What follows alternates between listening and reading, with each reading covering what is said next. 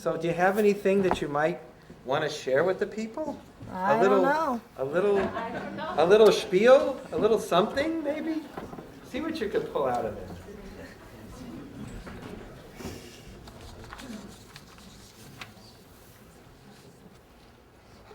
Shabbat Shalom, everyone. One of the first Hebrew songs I learned was Mat Tovu.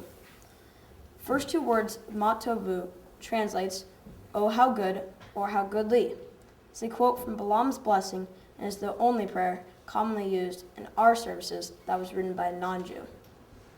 Mat Tovu begins with, "How goodly are your tents, O Jacob, your dwelling places, O Israel." The Israelites were undefeated and occupied the land between Moab and Ammon, from the river Arnon to the Jabbok. The reason for their success was that God was protecting them. The king of Moab, King Balak, was getting nervous because the Israelites were undefeated since they left Egypt. The king Balak is a non-believer. His plan was to get the Israelites to worship a different God. That way their God would not protect them any longer. He thought only one person could be sly enough to corrupt the Jews. That person was a non-Jewish prophet named Balaam. Balaam believes that people can be bought with money, prostitution, and worldly fame.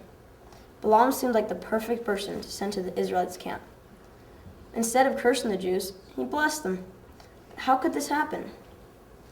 Every time Balaam tried to curse the Israelites, God turned it into a blessing. Finally, Balaam is overcome with awe at God and the Israelites' modesty. Until Balaam had experiences with the Israelites, he despised them. As we see from his experience, he completely had a change of mind and heart about the Israelites. This can hold true in our daily lives as well.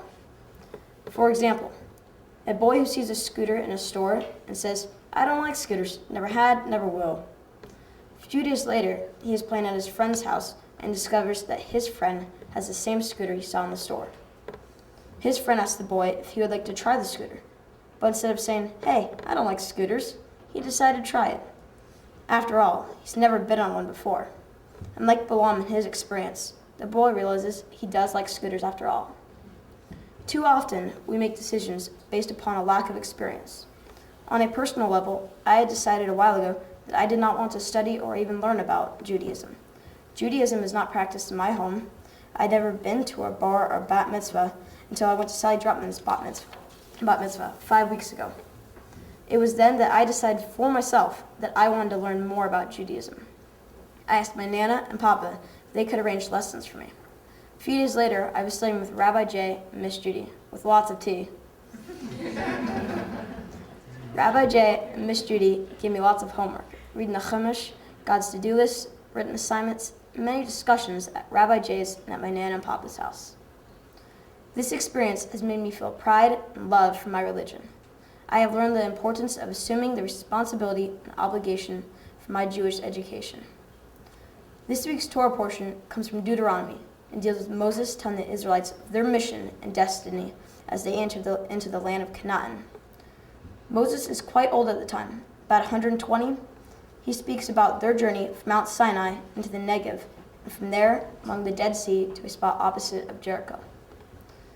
In Deuteronomy 31, 7 and 8, Moses called to Joshua and said to him in the sight of all Israel, "Be strong and resolute, for it is you who shall go with this people into the land that the Lord swore to their fathers to give to them. And it is you who shall apportion it to them. And the Lord himself will go before you. He will be with you. He will not fail you or forsake you. Fear not and be not dismayed." Today, I can better understand the story of Moses and Joshua. Close your eyes for a moment and try to imagine the figure of Moses speaking with great authority to the children of Israel. Sometimes Moses reminds me of my parents, remind me of the rules and consequences of my behavior. How could the people of Israel go to a new God-given land without being reminded of how God expects them to act? I now can better understand about my role for the future. It is my goal to someday assume the role of Joshua as a leader in my family, community, and professionally. As a family leader, I will instill the love of God and beliefs that I have learned during this journey. As a community leader, I will remember the teachings of tzedakah. As a professional, I will lead with honesty and integrity. I want to thank everyone in the congregation for their support and encouragement. I love my father, my Nana, and Papa, and my family for the support they have given me. But I could never have succeeded in this journey without the dedication, support, and encouragement from Rabbi Jay and Miss Judy. Oh, there. Thank you all for coming. Shabbat Shalom.